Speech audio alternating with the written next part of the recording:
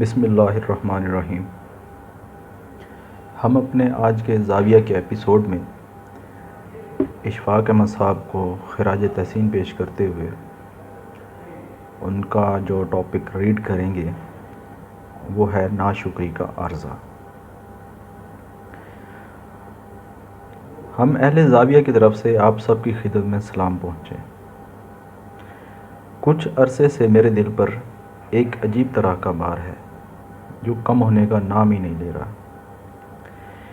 اس کے لیے میں نے بڑی تدبیریں کی، خیال کو ذہن سے جھٹکا، لیکن وہ خیال، یا آپ اسے مرض کہہ لیں، ایسا ہے کہ دامنگیر ہی ہوتا چلا جا رہا ہے۔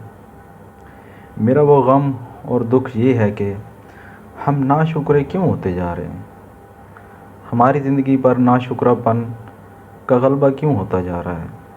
جس کے پاس گاڑی ہے وہ بڑی گاڑی یا ہیلی کاپٹر کی تمنا میں پریشان ہے، سائیکل والا اسکوٹر کو حسرت بھری نگاہوں سے دیکھتا ہے، غرض کہ کچی سڑک پر چلنے والا پکی سڑک پر چلنے کی خواہش میں آہیں بھرتا ہے۔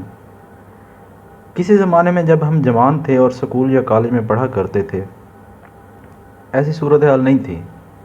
اس پریشانی کو اور اسے میں تو روح کی بیماری کہوں گا، جسے ہم نے خود ہی بڑھا کر رکھا ہے، اور ہم صبح سویرے نہار منہ اس بیماری کو باقاعدگی سے پانی دیتے ہیں اور اس کی پرداخت کرتے ہیں، اور ساتھ ساتھ یہ بھی کہتے ہیں کہ جی ناشکرے تو نہیں ہے، لیکن اگر گھر میں سوزوکی کی جگہ سیوک آ جائے یا ہونڈا ایکارڈ آن کھڑی ہو تو زیادہ اچھا ہے۔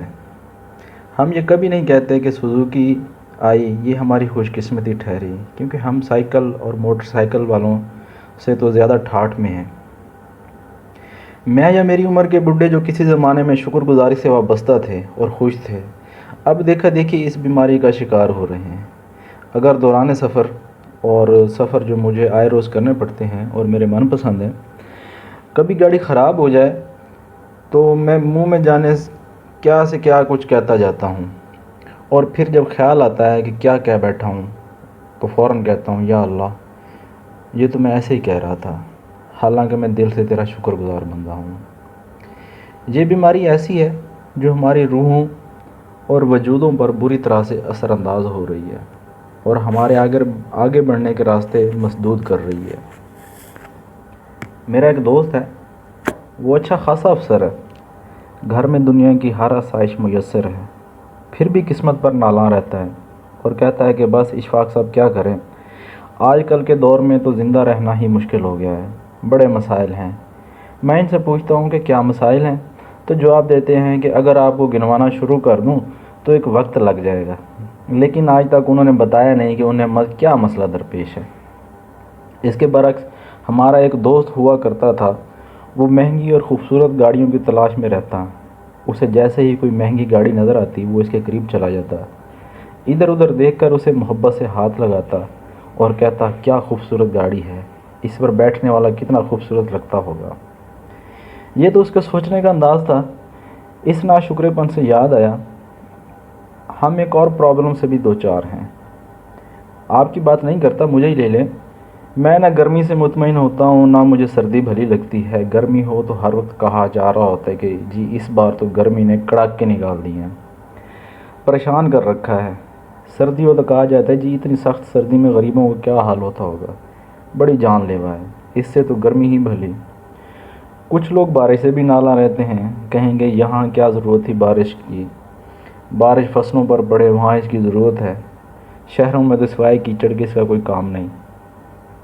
ہمارے ایک دوست کہا کرتے تھے کہ بارش تو بس پوش علاقوں کے لیے ہے، بارش ہوئی، گھر دھلے اور سارا پانی آن کی آن میں بہہ گیا۔ ایک بار بارش کے لیے وہی سب دعا مانگ رہے تھے جو بارش کے خلاف کوسنے دیا کرتے تھے۔ میں نے ان سے کہا یار آج کیا بات ہے، تو کھسیانے ہو کر کہنے لگے جب بارش اچھی نہیں لگتی تو کہتا ہوں نہیں ہونی چاہیے، آج اچھی لگ رہی ہے تو اس کے لیے دعا مانگ رہا ہوں۔ خواتین و حضرات، یہ ساری ناشکری کی باتیں ہیں۔ میں اپنے گاؤں میں جہاں میں نے بچپن گزارا تھا وہاں کی ایک بات میرے ذہن میں آ رہی ہے، وہ بھی شاید ناشکری کے زمرے میں آتی ہے، لیکن جب میں بچہ تھا تو تب محظوظ ہوا کرتا تھا۔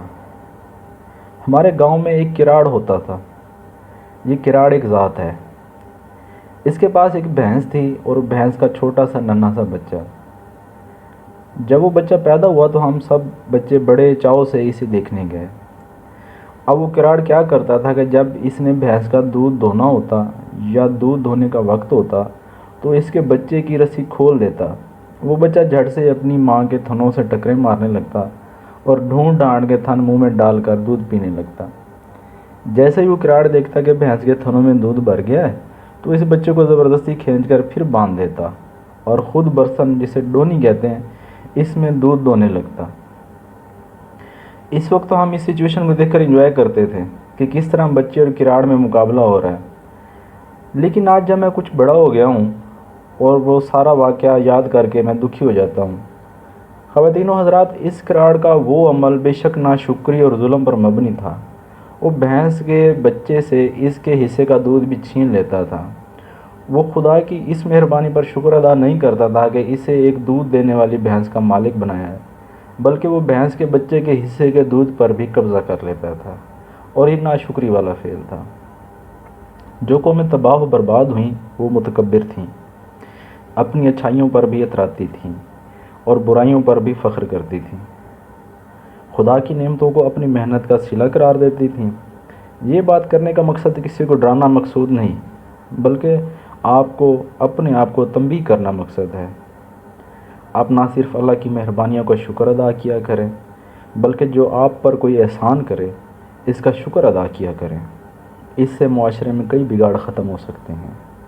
اگر بس میں آپ کو کوئی سیٹ دے تو آپ بجائے یہ سوچنے کہ ہو سکتا ہے اس شخص نے میری شخصیت سے مرعوب ہو کر سیٹ چھوڑی ہو، یا اس وجہ سے راستہ چھوڑ دیا ہے کہ یہ اشفاق صاحب بہت بڑے دانشور اور رائٹر ہیں، یہ سوچ کر خیال کریں کہ اس کی مہربانی اور بندہ نوازی ہے کہ اس شخص نے سیٹ چھوڑ دی یا راستہ دے دیا ہے۔ اس پر شکر ادا کریں۔ پیارے بچوں، اگر یہ روایت ڈال دی جائے، نہ صرف محبت کے سلسلے پروان چڑھیں بلکہ کئی ایک مسائل ختم ہو جائیں۔ ہم سارے موسموں سے اس لیے پیار کرنا شروع کر دیں کہ گرمی سے گندم پکتی ہے، چونسا اور لنگڑا آم پکا رہتا ہے۔ یہ کس قدر مہربان موسم ہے۔ سردی میں مونگ پھلی کے نظارے ہیں، بادام چلغوزہ تیار ہوگا، بارش برسے گی تو دریاؤں نہروں میں پانی آئے گا، کھیت سرسبز ہوں گے، خوشحالی آئے گی، کہیں کہ خزاں کتنی اچھی ہے، بہار کی نوید لاتی ہے۔ ہم بجائے کسی بات کو نیگیٹو لینے کے پازیٹیو لینا شروع کر دیں اور آدھے خالی دریا کو آدھا بھرا دریا کہنا شروع کر دیں تو جو بہتری ممکن ہے وہ ہمارے کئی منصوبوں اور سکیموں سے بھی ناممکن ہے۔ جب میں اٹلی میں درس و تدریس کے لیے گیا ہوا تھا تو وہاں میرے ایک کولیگ نے مجھے ایک بڑی خوبصورت بات کی۔ ہم وہاں لائبریری میں بیٹھے انہیں پازیٹیو اور نیگیٹو رجحانات پر بات کر رہے تھے۔ کہنے لگا، اشفاق صاحب، ہمارا انداز فکر ٹھیک نہیں، ہر اچھی بلی چیز کو بری بنا کر پیش کرتے ہیں۔ اور وہ اس حوالے سے مجھے لنڈن بان شاعر جان ملٹن کا یہ مصرع کوٹ کرنے لگا کہ واہ واہ کیا بات ہے، اور اس نے وہ لائن پڑھی، better to reign in hell than serve in heaven, جنت میں غلامی سے دوزخ کی سرداری بہتر ہے۔ اس نے کہا کہ ہم سے شیطان کی اپروچ زیادہ بہتر ہے، اور وہ ایک انتہائی منفی بات کو بھی مثبت انداز میں سوچتا ہے۔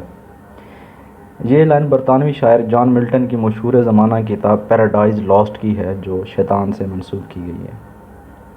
ایک روز ہم ڈیرے پر بیٹھے ہوئے تھے اور میں نے بابا جی سے پوچھا کہ شکر کیا ہوتا ہے؟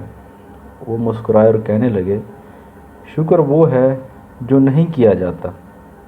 کہنے لگے، کبھی اپنی بوتھیاں دیکھی ہیں؟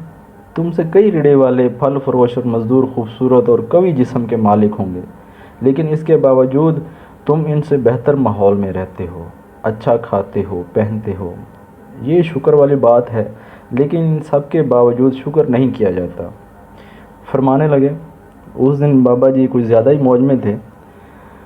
مومن وہ ہوتا ہے جس کے ہاتھ میلے اور گندے ہوں اور اس کا دل صاف اور شفاف ہو، وہ ہر حال میں اللہ کا تہہ دل سے شکر گزار ہو۔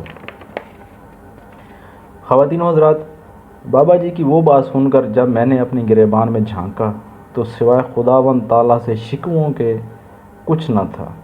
شکر گزاری نام کی کوئی چیز دور دور تک نہ تھی۔ میں نے اپنی دانش و عقل اور پڑھائی کے زوم میں ہی کبڑا ہوا جا رہا تھا۔ سجدہ شکر کے لیے میری کمر خم میں خم نہیں تھا۔ میں نے یہ تہیہ کیا کہ اب تو میں اللہ کا شکر گزار بندہ بن کر ہی رہوں گا، لیکن بچوں یہ ممکن نہیں ہو سکا، اور یہ خواہش میرے دل کے اندر ہی اندر ہے، باہر نکل کر عملی شکل اختیار نہیں کر پائی۔ اور یہ میں سوچ ہی رہا تھا کہ اب میں نے بس اللہ کا شکر گزار بندہ بن جانا ہے، اچانک لائٹ چلی گئی اور میں اپنے آپ سے کیا ہوا سارے کا سارا وعدہ بھول گیا، اور میرے ذہن میں یہ شکوہ آیا کہ واپڈا والوں کو بھی سوائے بجلی بند کرنے کا کوئی اور کام نہیں، اتنی گرمی ہے اور ایسے میں بجلی بند کرنے کا کیا جواز بنتا ہے۔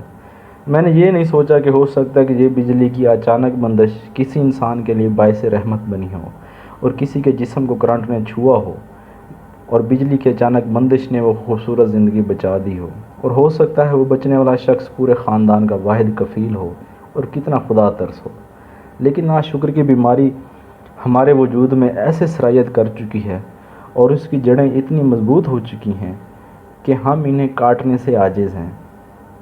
شکریہ میں وہ مغرب والے جن کو میں مثال کے طور پر پیش نہیں کرنا چاہتا، وہ ہم سے آگے نکل گئے ہیں۔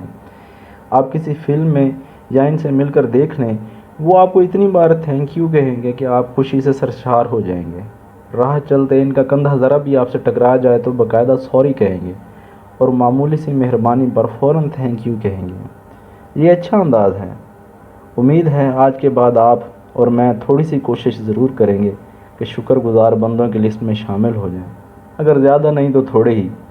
اللہ آپ کو آسانیاں عطا فرمائے اور آسانیاں تقسیم کرنے کا شرف عطا فرمائے۔ اللہ حافظ۔